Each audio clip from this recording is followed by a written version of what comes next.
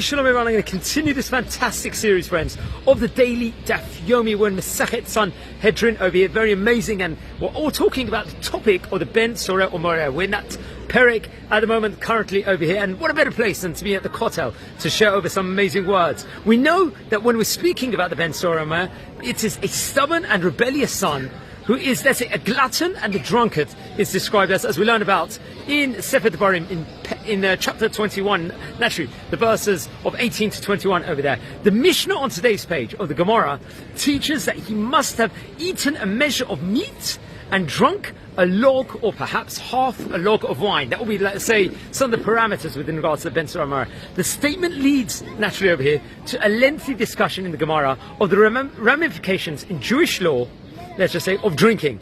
Opening over here in today's page with Rav Hanan's teaching that wine was created for the purpose, let's say, of consoling those who are mourning and to offer reward in the world, let's just say, to the people that aren't so good inside this world over here. But a more extensive discussion, as actually going to be seen, of these matters appears actually in Masechet Sanhedrin, in Samachet over there, page 65, where we find the distinctions are actually going to be made over there between drinking moderately and reaching the drunkenness level of Lot. Remember Lot from Parashat Lech Lecha and Ba'era, naturally over there.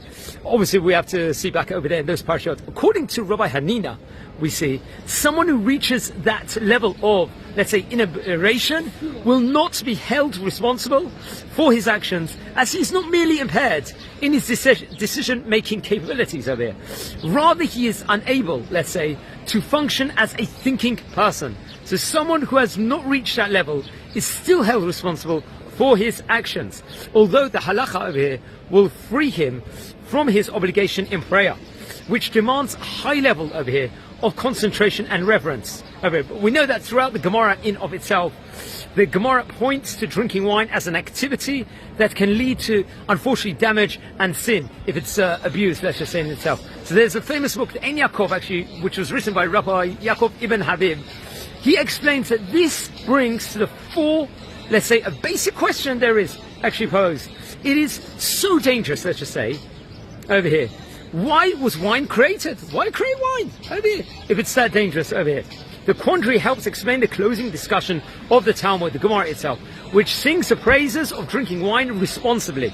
Included are, let's say, a number of such statements, some of them based on various different Torah passages in of itself, as we learn about.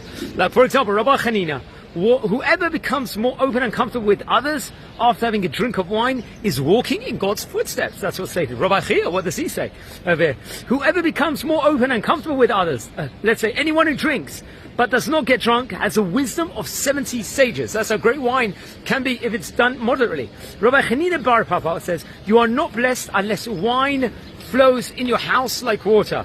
And also the Gemara concludes with Rabbi, let's say, Eli's maxim, a man's character can be recognized by his behavior regarding three things.